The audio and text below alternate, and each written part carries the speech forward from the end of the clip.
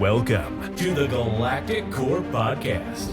Here to review the latest films and TV shows from all your favorite intergalactic universes. Now, it's time to get your geek on. Please welcome your host, the prophesized chosen one. It's Andy. Hello everyone, welcome to the Galactic Core Podcast. I'm your host Andy, and I am here to take you through all things Star Wars, Marvel, DC, whatever else nerdy and geeky in between stuff takes my fancy. Welcome to the show. Today we are going to be talking about the last 3 episodes of The Bad Batch. So last week's episode and the double header that we got this week. And also we're going to be discussing something brand new for Star Wars that dropped just yesterday. The trailer for the Tales of the Empire short series. I'm really excited to do that. But if this is the first time you've come across us, then please do give us a follow on social media, on Instagram, Facebook, TikTok, Twitch, and also on YouTube. You can catch all my episodes on there as well. Give us a like, give us a follow. We've got some really exciting stuff coming up soon. Next week is my big anniversary episode. 5 different podcasts of us all together, having a good laugh and just basically talking about some of our favourite things in fandom. That is a huge episode. I'm really excited to be dropping that one. So please make sure you do tune in next week and catch that episode. I've also got, obviously, the finale of The Bad Batch coming up in the next few weeks. I've got a May the 4th special on the way.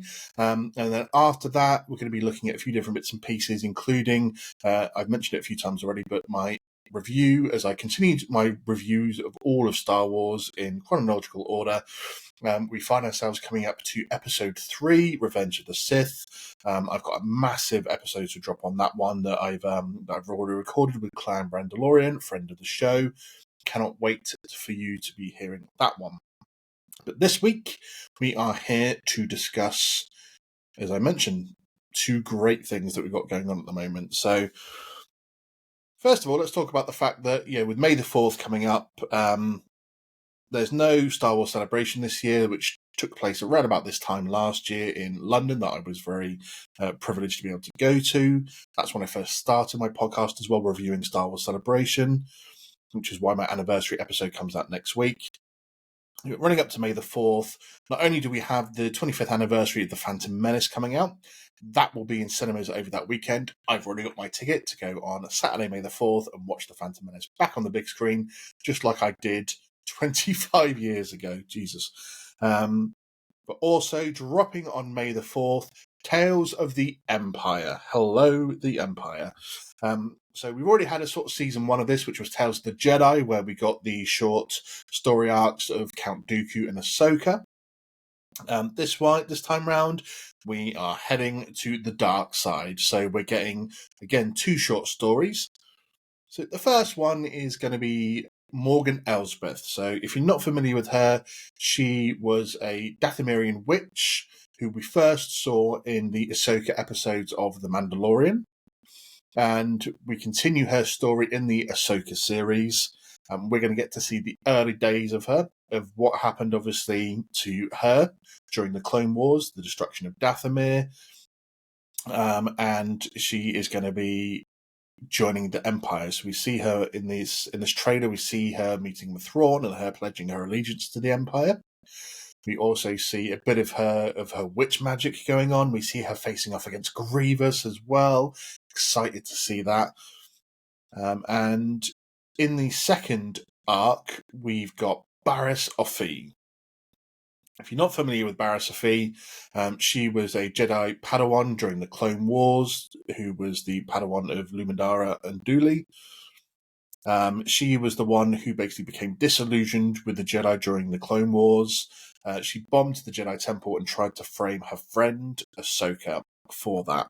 She was then brought to justice by Anakin, who found evidence with the help of Asajj Ventress, and she was then obviously taken away by, at the time, the Republic, what became the Empire. It's long been it's had a long time theory out there that she became an Inquisitor, and it looks like, from what we've seen in this trailer, That's exactly what's going to be happening to her. How long she's an Inquisitor for, what happens, we do not know. But, two interesting stories here. So the Morgan Elsbeth story, it's going to be interesting. I'm not sure that we necessarily needed this. I think a few people were saying it would be nice to have some backstory on her. So to get a sort of three episode arc about her, it's going to be interesting. Yeah, we do want to see what happened to her from the fall of Dathomir to where she got to, and obviously joining the Empire. So the fact that she faces off Grievous and she seems to have those like hook knives that are embodied with magic as well while she's fighting Grievous in his lightsabers. That's going to be interesting to see. And then obviously her, as we mentioned, joining Thrawn and the Empire, pledging her allegiance. So am I excited about this particular arc of this series? So I think there are a lot of other people they could have focused on. We don't know what plans Disney and Lucasfilm have for the future of some of their characters, whether they're revisiting certain points or what. I would have liked to have seen maybe someone different. I'm always going to call for a series or some sort of TV or film adaptation of young Palpatine, or younger Palpatine anyway. Since the novel of Darth Plagueis, which acts as like an origin story for Palpatine as well, since that's no longer canon, I feel like we do need a younger Palpatine. I would like with Dooku, we saw it in Tales of the Jedi. I would like to have seen a bit more of Palpatine, or anyone else, to be fair. Any of the big players would have been nice. I know we've got the books about Thrawn, so they won't necessarily go back and do anything about him, although obviously we are going to see him in this series. But yeah, Morgan Elsbeth, am I 100% there for it? Yes, I am. I'm definitely going to be watching it. I'm going to be binging all of this before I go to the cinema on May the 4th. But do I think they could have done other characters? Yes, I think there are a lot more characters they could have explored for this, and they haven't. So, all in all, I'm not disappointed, but I think they could have done better characters. Am I excited for the Barriss Offee arc? Yes, I am. During some of the clips we got to see, we get to see the Grand Inquisitor. Vader pops up. Marok from the Ahsoka series seems to be there. The Sixth Brother, who was killed by Ahsoka in Tales of the Jedi, in her arc, he's there as well. Let alone will we see some of the other Inquisitors that we see from the comics and the games that we've come across over the last few years. I'm excited to see this particular one. They've got so much potential in there and pushing her story forward. As long as it's a really good story, because I don't want it to be too similar to what we've already seen with some of the Jedi Fallen Order Inquisitors and stuff like that. So as long as they're not absolutely repeating the same story, I am psyched to see what happens with her. We see the Grand Inquisitor pushing her to the limit. We see her potentially facing off against other Jedi or other Inquisitors. There's a selection of lightsabers there that I haven't had a chance to study. I want to see if there's any ones that I recognise. But yeah, to be fair, I am pretty excited for her little arc and see what happens at the end of it. Do they have more stories planned out beyond that? Does she get killed by Vader at the end of it? Because we know he doesn't really like the Inquisitors either. That we're obviously going to have to wait and see. But yes, I am super excited to see where her story goes. It would be nice to have maybe got Tales of the Sith rather than Tales of the Empire. We're getting a lot of focus on the Empire recently still, and then the build up to it. So I'm still hoping that maybe that's where they go in the future. We've had Tales of the Jedi, we're getting Tales of the Empire, maybe they go with Tales of the Rebellion, and then maybe Tales of the Sith for the next few seasons. I think that would not be the worst shout in the world to go down that sort of route for Tales of the Resistance, whoever you want to put in there. So yep, we'll have to obviously not long to wait, only a month to wait until we get to see that series, but I will be binging that pretty much as soon as I wake up that morning. But moving on from that, we have 3 episodes of The Bad Batch to catch up on. Last week, Fire episode. This week, 2 very different episodes, but again, pushing us towards the ending of The Bad Batch in this final season. So let's kick off with last week's episode. So episode 9, The Harbinger. So, at the end of the episode before that, we see the fact that they'd worked with Fennec Shand, trying to get information on what M count is. And we see Fennec Shand talking to somebody. I threw a couple of theories out there that were the two most obvious ones. That was either going to be Cad Bane or Asajj Ventress. The heavy money was always going to be on Ventress. And that's, of course, who it turned out to be. So it turns out that she's waiting on Pabu for them. And there is obviously a bit of a fight between her and the Bad Batch. And I've heard some people say that first sort of fight between Asajj and the Bad Batch is the best hand-to-hand fight that we've had in the Star Wars universe. Because let's be fair, it's not something that happens very often, a proper hand-to-hand combat fight. We do see a few of them, I guess, in the Mandalorian shows, but they tend to obviously look for their weapons as well. So a proper hand-to-hand combat fight is not something that comes across too often. It was great to see Asajj Ventress back, though. We obviously knew that she was coming, but with a haircut very similar to as we saw her in some flashbacks in the Clone Wars to when she was a bit younger, and with a yellow lightsaber as well. Always interested to see what happened there, because obviously her hilt looks very similar, whether she's built up a new one or not, and obviously that nice yellow lightsaber. So love to get a bit more backstory. Obviously, we do have the Dark Disciple book. If you haven't read that, maybe you're obviously not keen on delving into the books and comics of Star Wars. But some of it is obviously worth backstory to what she had been up to since we saw her from the Clone Wars to this point in time. There still is the question of, is she supposed to be alive? Something that we've touched on previously anyway, but her in this episode. So obviously the premise of the episode being that she's given information on what an M count is, the midichlorian count, and do they want Omega because she's high in midichlorians. She agrees to test Omega. I'm not sure someone that is a Padawan who has never really completed her full training is the best person to be testing Omega to see if she has a high midichlorian count or the Force. And so she goes through doing these different tests with her. And it seems that realistically, obviously we get that incident where they're out on the boat and she summons this sea monster, and she's the one that then manages to use the Force to quell it, and therefore earning the respect and the trust of the Bad Batch when they didn't really trust her that much. There's some fun little moments going through this, and that sort of Asajj Ventress demeanour, which she's famous for. I love the bit where Wrecker's on top of the island and they're all sort of just saying, should they be trusting her and this sort of stuff, and he's looking out with the binoculars at her, and she just looks at him and she's like, and he's like, how does she know we're watching this? And that was a moment that definitely tickled. But at the end of it, she tells Omega that she doesn't really have a high end count, or she's there, so they don't really still know why the Empire is looking for it. Obviously, we know that her blood is something that seems to bond with M count blood, and therefore can sustain it for their cloning experiments. Obviously, they still don't know this, and she basically warns them in the end that they'll never be safe whilst they stay on the island. They obviously look at her and go, you're lying. And she's like, yeah, but about what? Is it about the fact that Omega has a high M count? Is it the fact that they can't keep her safe? Is it about the fact that, Asajj almost wanted to take her away, in a way, and train her, it seemed. That would seem like a very bad move, wouldn't it? Even if Omega does end up having a high M count, which personally I do not think that she does.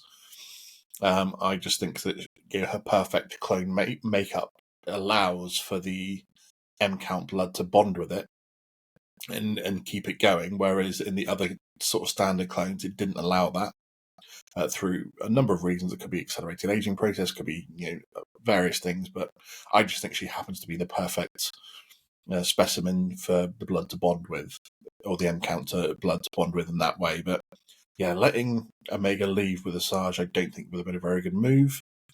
I did see someone that said, we're ending up with this sort of repeated trope now of a father figure who tries to let their adopted son, daughter go, but isn't able to, and ends up taking them back with them and sort of carries on adventures from there. We obviously saw that in The Mandalorian. We're seeing it here now. It's been around now in quite a few other TV shows recently as well.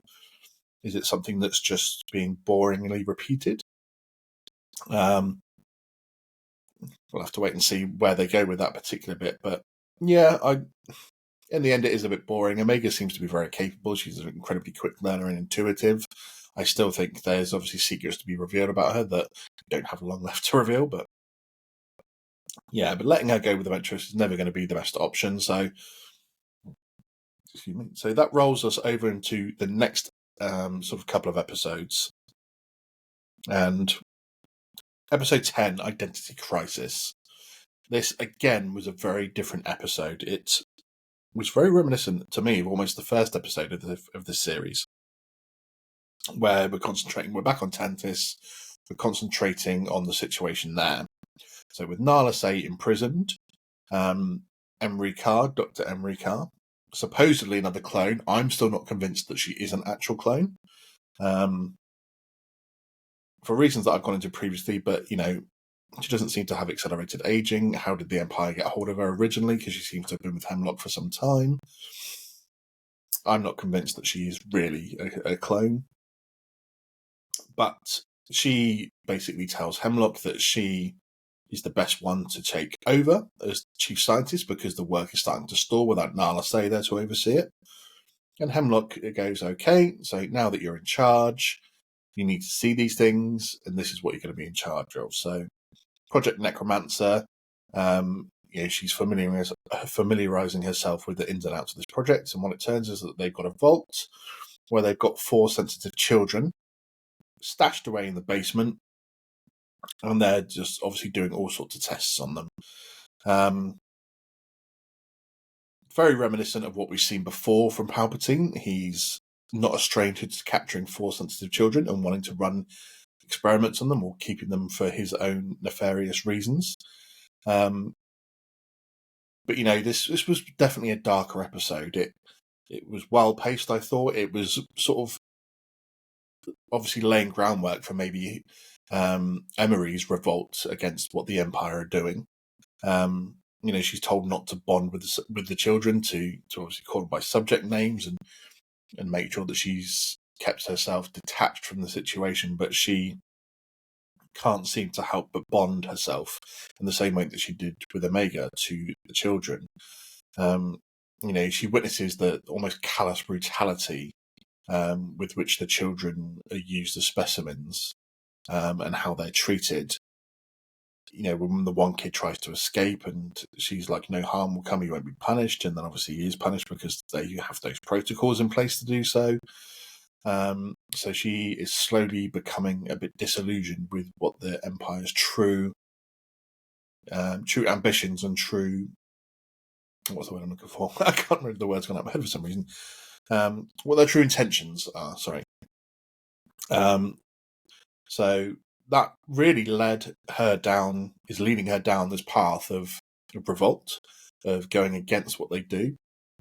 Because at the end of the day, she's compassionate towards these children. She doesn't want anything bad to happen to them by the looks of it, but she's torn between doing what she's there to do and what she feels like she needs to do in a way, isn't it? So it's going to be interesting to see what her role is going to be in the end, you know, with the fact that Omega's ultimate goal, the Bad Batch's ultimate goal is to find Hemlock and this base and stop what they're doing, and Omega seems to want to be the one that frees the clones. I feel like Emery is going to obviously be playing a big role in that towards the end, and see what happens on that front. So towards the end of this episode, we do get an interesting bit where Hemlock is summoned to talk to Grand Moff Tarkin, who does not seem to be very happy that, you know, his project is rather expensive as it is. And he's obviously asked for more funds. And that, you know, Hemlock is telling him this is vital to the future of the Empire.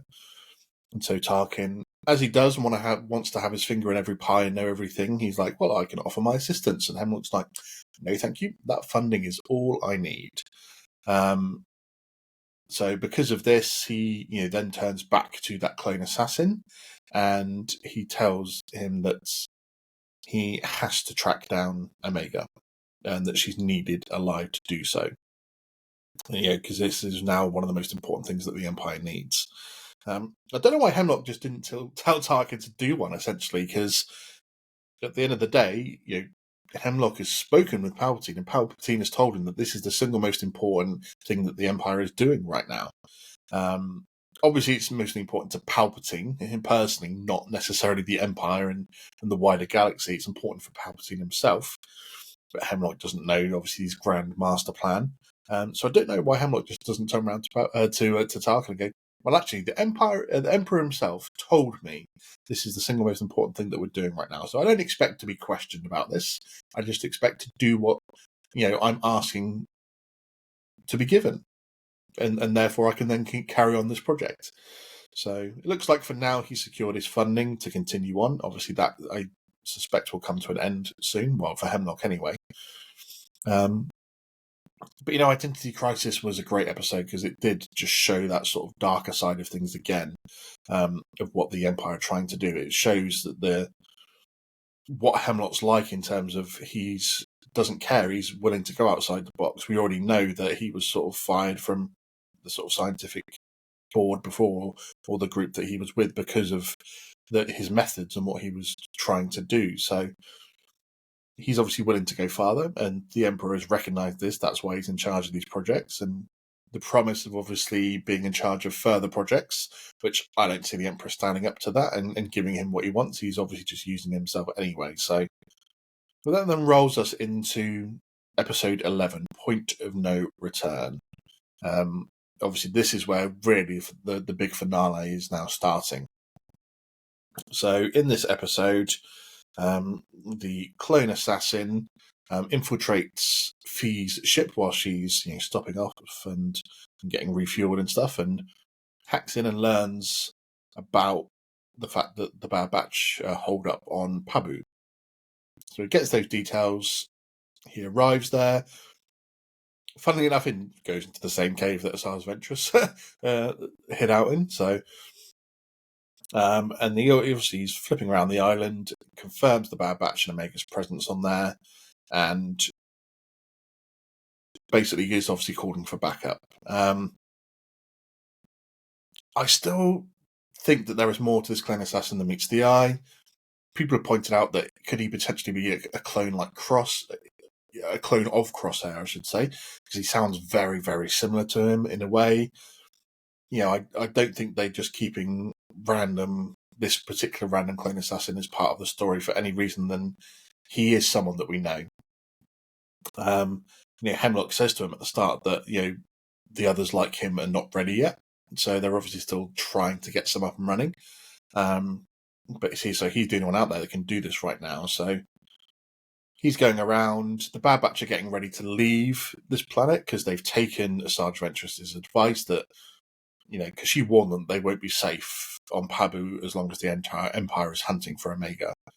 So they decide that the only safe thing they can do is pack up and leave. And we do get this emotional moment when Omega is there and she leaves her teddy bear and Tech's goggles in sort of their museum. And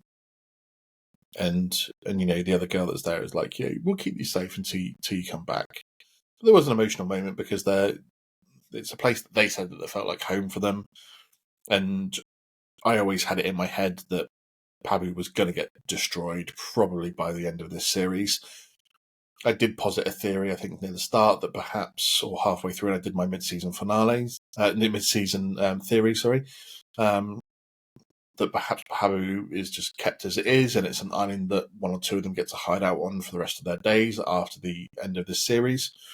But it was always more likely that the Empire would show up at some point and obliterate it, either from orbital bombardment or just torch the place like they've started doing in this episode, unfortunately. So looks like the end of Pabu is pretty much on its way.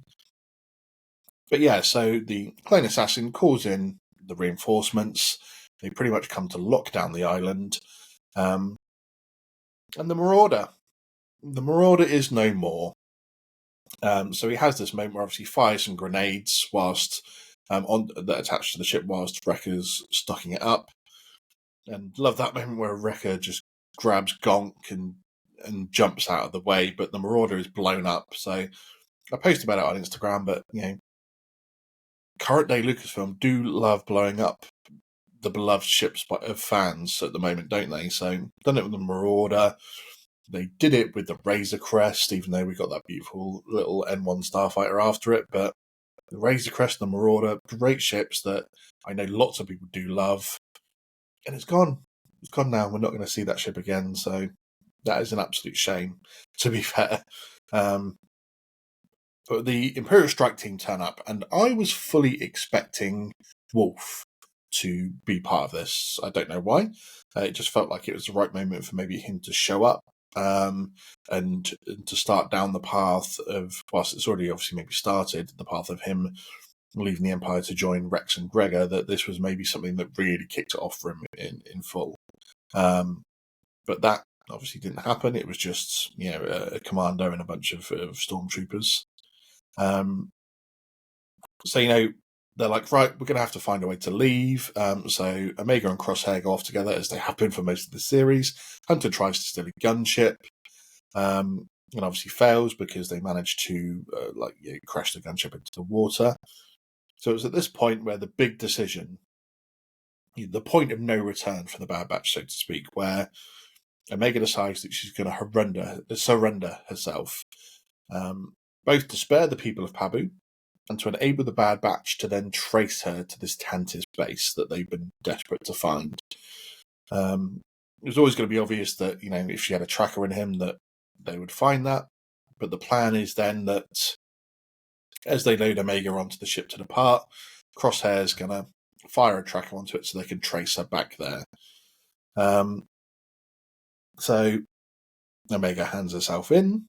Is this the right decision to do? It's always a hard one because she wants to save the people of Pabu. They're good people. They did nothing wrong. They're innocent. And she wants to save them. But at the same point, everything that the Empire needs to move forward with probably one of their worst projects that they've got going. So I suppose in the view of the good people, it was the right thing to do. So she gives herself up. Crosshair's attempt to plant the tracker basically fails because just as he's about to fire the tracker onto the ship, some of the stormtroopers catch up with him and he has to kill a few of them, run away. And just as he does manage to fire the tracker, the ship goes off, the tracker lands in the sea. No go on that one. So now they're in a worse situation where Wrecker's obviously been a bit battered from the Marauder blowing up. He's got to recover from that. Hunter doesn't know the situation yet, with Omega giving herself up and them not being able to trace her. And Crosshair, I think, is going to be left with the guilt that the fact that he's let Omega go and doesn't have any way to track her. So it's leading down the path of the finale, and what happens from here on in, obviously we still don't know. We've spent enough time speculating about it, haven't we, of what's really going to happen in this finale. But I think we can guarantee that, of all things, Hunter is not going to be happy with Crosshair at the start of the next episode. That he let Omega go, even if it was Omega's decision. This is where we're going to see everything start to come together. 4 episodes remaining, in terms of what's going on there. I mean, I suppose there's a big thing that we sort of missed off here as well, which is the Empire's continuing need to track down people with M counts to continue this. I mean, I guess it's a big thing I didn't really talk about of the previous episode, was the fact that Emery, but in terms of becoming disillusioned with her role, or with her new role anyway, and what the Empire are doing, is that I completely forgot to talk about the fact that we get Cad Bane. Cad Bane and Todo 360 again teaming up to steal 4 sensitive children, which just a reenactment of another arc in the Clone Wars. So he's hired by Sidious in the Clone Wars to track down some 4 sensitive babies that they get from the holocron list. Tracks them down. He does get them to Mustafar in the end, and that's when we first do see Anakin and Ahsoka get to go to Mustafar and rescue those babies. So Cad Bane himself, absolutely no stranger to kidnapping 4 sensitive children. I don't think we see Cad Bane again in this series. we saw him a glimpse of him in the trailer, and I think that was pretty much his shot there. So forgive me for backtracking slightly, but I did forget for a moment, and I just saw it in my notes that obviously Cad Bane making an appearance in that episode. So it's all coming together in terms of, do we get other bounty hunters joining in towards the end? We've got a few that we could potentially be seeing. Whether we do get to see them or not, does Ventress return? Because all roads lead to episode 15, which is entitled "The Cavalry Has Arrived." So is this going to be a case of everyone coming together? So we've got the Bad Batch, we've got Rex and Gregor, and the other clones that they got together. Wolf is obviously going to be joining them. Does Ventress join in to help liberate? There's so much going on, but these last 3 episodes have been really, really good. The pacing has been good, the story has been good, and really, I don't think you can ask for too much else. It's been a darker series, this one, compared to the other 2 for sure. But I think you have to almost do that in a way when you're including what the Empire is actually trying to achieve here. So definitely worth it in terms of having a darker storyline, because I do love those darker storylines and making you have a bit more think. But it's setting that tone towards the end that this isn't all necessarily going to be a happy ending for the Bad Batch. We've speculated about it loads already, because at the end of the day, are all of these clones going to survive? Very unlikely. You've got to come to an ending where these people aren't necessarily around for the future. We spoke about it before. We never see the Bad Batch in things like Rebels or anything like that, or anything. So we've got to assume the worst. In a way, a lot of people won't be happy with that, but there's got to be a way at the end of this where barely any of them survive. And if they do survive, then it has to be some sort of story that sets them apart and puts them away from the situation. So 4 episodes to go. Who knows where it goes? I'm really excited to see the last 4 episodes, because I like the darker tone, as I just mentioned, and I want to see that. I constantly don't like happy endings. I don't like everything tied up in a nice, neat bow. Sometimes it's good to have questions answered, but you don't need everything to have the jolly, happy ending that we seem to get far too much.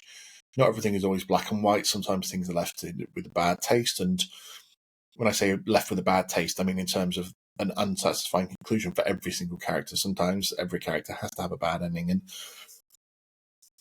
the issue of whether Tech is still alive or not, no matter how much we've been told he is dead, still obviously always going to be that nagging feeling that he isn't quite, whether he's the clone assassin or the Empire holding him hostage to have this kind of situation.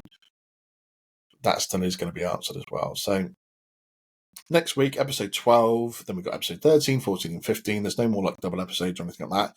It's just all of running now for this series to end a few days before May the 4th. So that week is going to be a big week, because we get the ending of the Bad Batch, we get the Tales of the Empire series. It's going to be obviously Star Wars Day anyway, and we get 25th anniversary of the Phantom Menace out in cinemas. So definitely a big week to come at the beginning of May. Really looking forward to that. Super excited. So, but that's it. I mean, if you've got any extra thoughts about the Bad Batch at the moment, the way that it's going to go, how it's going to end, obviously let us know. As I mentioned before, you can catch us on social media: Instagram, TikTok, Twitch, Facebook, obviously on YouTube as well. The episode we're dropping. And you can always catch the episode Spotify, Apple Podcasts, any place like that does a good podcast. You can catch us on there. So, as I mentioned at the start of the show, next week won't be returning to talk about the Bad Batch. I'll return the week after, because next week, my big anniversary episode. It's going to be epic. Just to give you a little bit of a teaser, there's myself. We've got Clan Brandalorian, obviously friend of the show. Lee from Lights Camera Run, big friend of the show, is coming on. Michael from Star Wars is joining us. And 2 out of the 3 guys from Why So Sidious, Caleb and JD, will also be joining for this anniversary extravaganza, where we'll be discussing a lot of our favourite things in fandom, Star Wars, Marvel. And it's just going to be an all-round fun episode. So I really do hope you join us right then. But as always, until next time. Thanks for tuning in to the Galactic Core Podcast. Don't forget to subscribe so you never miss an episode. But until next time, Go get your geek on.